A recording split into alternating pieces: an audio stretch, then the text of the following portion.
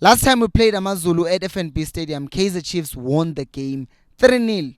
The scoreline was not really a reflection of what was happening in the game because AmaZulu were so wide open in the midfield and we could have scored 7 goals. At the same time, Kaizer Chiefs conceded a lot of chances and the score could have easily ended up being 4-4. So the game, in essence, could have gone in either direction. And I will still maintain this. Kaizer Chiefs, at any given point, with the current squad that they have, they should be destroying any team that we're facing in the PSL. Maybe playing tight matches against Pirates and Sundowns. But if you apply everything that we're going to talk about later on in this video, then Kaizer Chiefs are going to advance to the last 8 of this Carling Cup knockout. And another thing, if Ntseki doesn't win this game and he ends up getting knocked out, it's a difficult situation because now he will already be out of 2 competitions and the league is not winning, which means the only chance that he has of winning silverware will be the Nedbank Cup. So this game is actually more crucial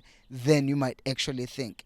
Hello and welcome to Coast Nation Fan TV. I am Pelo, I am your host, and this is where fans meet and talk about Kaizer Chiefs. Amakosi Football Club, MTN 8. We lost. And now it's time for the Carling Knockout Cup, which is replacing the Telkom Knockout, and it would be great for Kaizer Chiefs to be the first winners of this cup.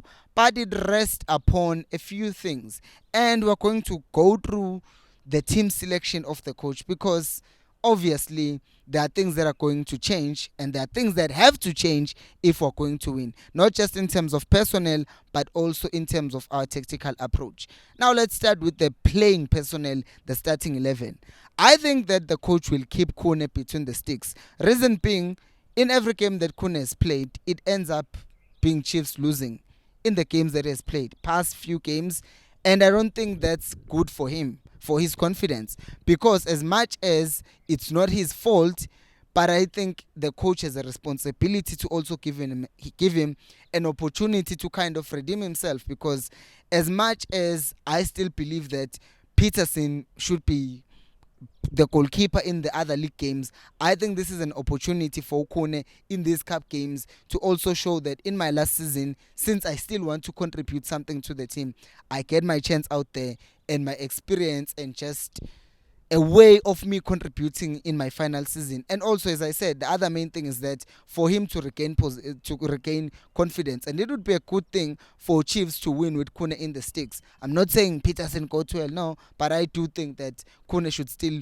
be kept, and I think Ntseki will keep him for the exact same reason. And then at right back, I still think Frosler will play the game. Frosler has been playing brilliantly. He's been good for us. Left back, Dove is going to play. I know Hlanti is back, but I don't think there's no sense for Hlanti to come back and play after the performances that Dove has put up. Yes, in our previous game, our last game against Cape Town City, Dove had a horrible game, but that's not to say all of a sudden drop him and he's damned forever. No, I think Dove will be playing at left back and centre back pairing. They say if it's not broken, don't fix it. But I'm not sure about our centre back pairing, whether it's not broken or not. Because here's the thing, it's actually not broken. Because Ngobo has been playing well. People are saying that Ngobo is going to get exposed eventually because of his pace, but he's not been exposed. I know, personally, I think Kevin Msimango is a better player, and any day of the week, twice on Sundays, I would still pick Kevin Msimango ahead of Njabulo Ngobo. However, given the fact that Njabulo Ngobo has been playing well, I don't think the coach will find a reason to bench him, because what are you telling the other players? You are basically saying to them, you can play well, but if you are not the player who I want to start, you are not going to start. So I do think that in this case, Ngobo will retain his place and his partner will be Ditlokwe, obviously. And in this game, I'm also expecting Sibongiseni Mthethwa to start as a 6. And this is where, my friends, it gets interesting. Please do share the video. People have been sharing these videos and since people have been sharing these videos, my previous 3 videos, well, yesterday's video and the video from that other day, they got a lot of views. So please do share these videos wherever you've been sharing them. It's helping me. So thank you so much for sharing. I'm saying it gets interesting here because do you play Castillo and Marti? I think the coach will have a get out of jail free card, because he will use this as an excuse that Castillo has been in the international break and he deserves some rest. As such, he will rest him and play Matt. So in that way, he avoids the question of who are you going to play, Matt or Castillo, or both of them. So I think in this case, personally, I would play Castillo ahead of Matt, but the coach obviously will play Matt because Castillo has just returned from South America and that's a long flight. So Matt will play, and then Matlo, last time he was injured, and I think he will just slot back in and play a 10, because when you're playing Matt and Castillo, both of them are number 8, so you are basically having two players who are playing as a number 8. But if you have Matlo, then you are pushing him, who's going to play further and just closer to the strikers. So I think that would be our midfield 3: Matlo, Mart, and obviously Sibongiseni Mthetho. And up front, in the last game that we played against AmaZulu, we were playing Dupree. It was Dupree, Potsane, and Modi. Modi has not been playing well, Modi has not been playing well. Let's start with Dupree. Dupree is obviously going to play.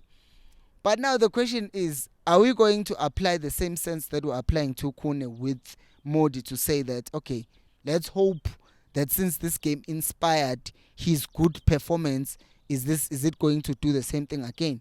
And I think with Ntseki being the kind of coach that he is, who seems like he wants to show that he believes in the players and stuff like that, I think Umodi might just continue playing this game, which would also mean that we are not going to play a number 9, an out and out number 9, because in the previous few games he's been playing Saile, he's been starting Saile as a right winger, and I think he's going to do the same thing, which I don't think makes any sense.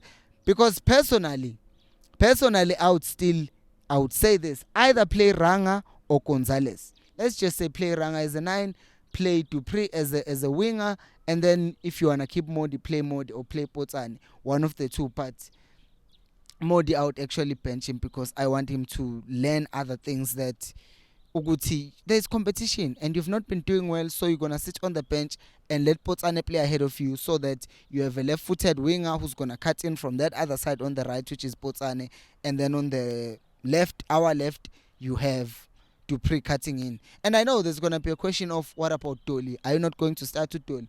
I think for Toli to start games, it's still too soon, especially since Chiefs are asking him to play as a winger. Doesn't make sense to me why Toli is being asked to play as a winger, because we need creativity, we need a number 10, and Utoli is a very creative player. He can do very well for us as a number 10, yet we want to play him wide. So if you're going to play him wide, I would rather you bring him on second half when the defenders are tiring, and then he can start doing things from that side. But to start Toli in that game, I don't think it would make any sense. He's just come back from an injury as well. So what I would want the coach to fix, I have very few things, not a lot. Like I don't ask for much. The first one, I've already said that I would like to see an out and out number 9 playing tomorrow, because they're going to help us as a point of reference. Not this thing of just kicking the ball anywhere, everywhere, because we don't have a person that we are trying to target.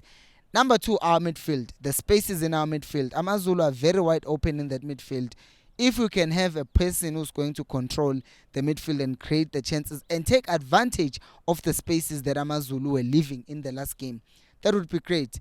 And also, the one way of controlling and trying to make sure that we take advantage of AmaZulu's dysfunctional midfield is by, of course, keeping our own midfielders close to each other. What do I mean by that? Stop asking Castillo to give you width, play him closer to his 6, maybe just ahead of him, obviously, and then the 10 as well. Have them forming that perfect and good triangle in that midfield. And then when we're winning the ball, even when we're inverting our fullbacks, we have that compact midfield, and these guys are not going to be able to just play through our midfield.